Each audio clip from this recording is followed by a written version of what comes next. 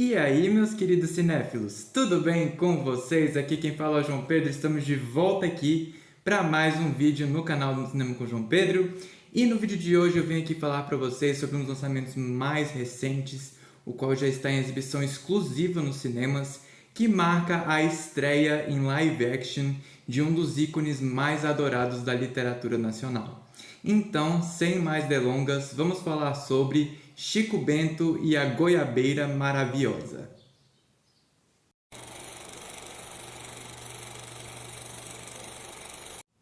Chico Bento e a Goiabeira Maravilhosa é um filme brasileiro dos gêneros comédia e aventura, lançado em 2025 e dirigido pelo Fernando Fraia.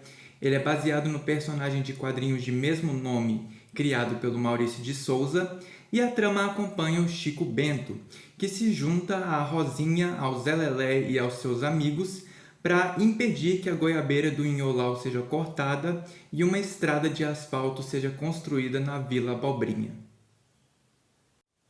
Eu estava com expectativas bem altas para assistir Chico Bento e a Goiabeira Maravilhosa, porque eu tive ótimas experiências com todos os projetos anteriores da Turma da Mônica, supervisionados pelo Daniel Rezende. A gente teve 2 filmes, Laços e Lições, que foram dirigidos pelo Daniel Rezende, e 2 minisséries do Globoplay, que foram Turma da Mônica a série e Turma da Mônica Origens, que foi lançada inclusive bem recentemente. Então eu sou muito fã de todos esses projetos porque neles o Daniel Rezende e a equipe mostram a clara paixão que eles têm pelo material fonte, e eu mal podia esperar para ver como é que essa paixão seria refletida no universo particular do Chico Bento. E aqui o Fernando Fraia consegue evoluir a fórmula que foi estabelecida em Turma da Mônica Laços de uma maneira hilária, nostálgica e tematicamente relevante, capturando o espírito do personagem título enquanto explora a relação entre o homem e a natureza de maneira bem comovente. O roteiro é escrito pelo Fernando Fraia, pela Helena Altman e pelo Raul Schecker, e o primeiro destaque do trabalho deles aqui é a adaptação da fórmula narrativa de Laços para retratar o lado mais caipira dos quadrinhos do Maurício de Souza de uma maneira bem autêntica e não estereotipada. E para fazer isso, eles fazem uso de vários artifícios que se tornaram bem populares no cinema contemporâneo, como por exemplo a quebra da quarta parede, que é quando os personagens interagem com o público através da câmera, para construir a personalidade icônica do personagem título que nós conhecemos e amamos. Eu achei isso bem legal.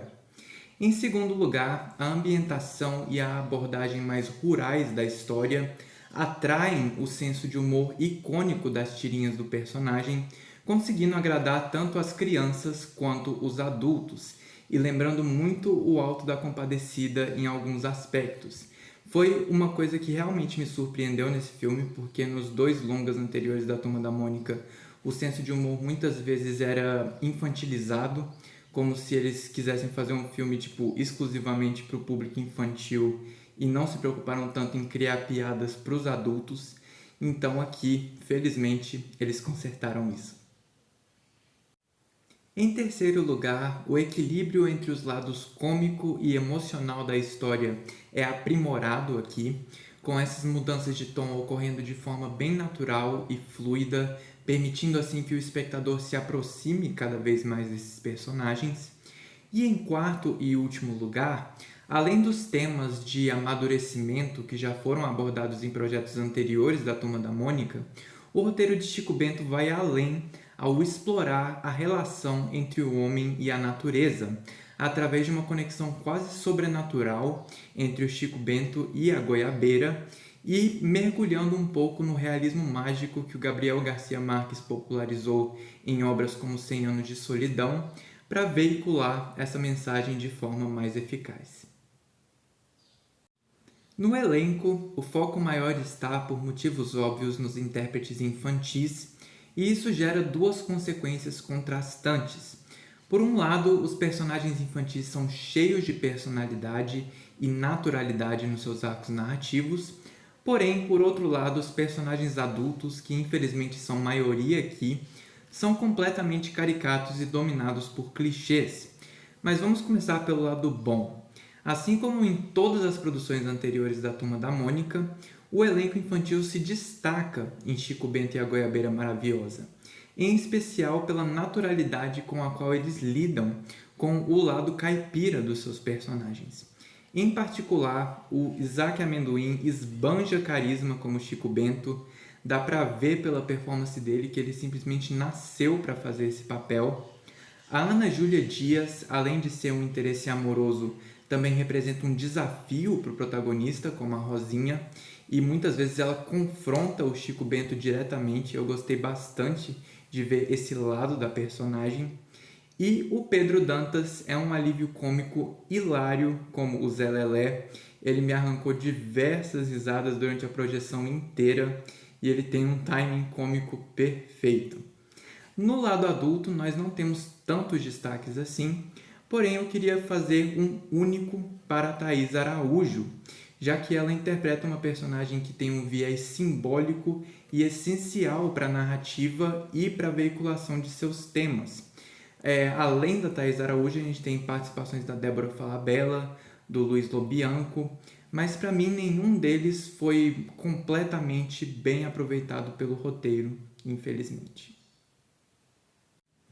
Tecnicamente, a estética visual de Chico Bento e a Goiabeira Maravilhosa troca a abordagem mais vibrante de laços e lições por uma mais atrelada ao gênero do faroeste, contando com uma direção de fotografia belíssima que é bem focada na natureza da ambientação, que também é refletida pela direção de arte mais rústica da Vila Abobrinha.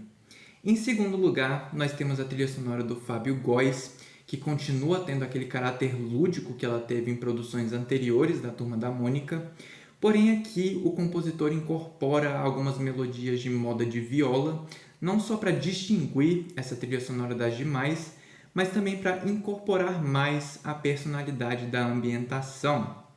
Por fim, nós temos o uso de animação em uma das sequências-chave da trama, uma decisão que é ao mesmo tempo ousada, já que foi algo que nunca foi feito antes em uma produção live action da Turma da Mônica, mas ao mesmo tempo foi algo que, na minha opinião, foi mal calculado, já que o uso de animação em CGI acaba tornando o momento meio artificial, já que eles podiam ter feito essa animação de um modo bem mais tradicional que prestaria uma homenagem mais comovente ao estilo original dos quadrinhos.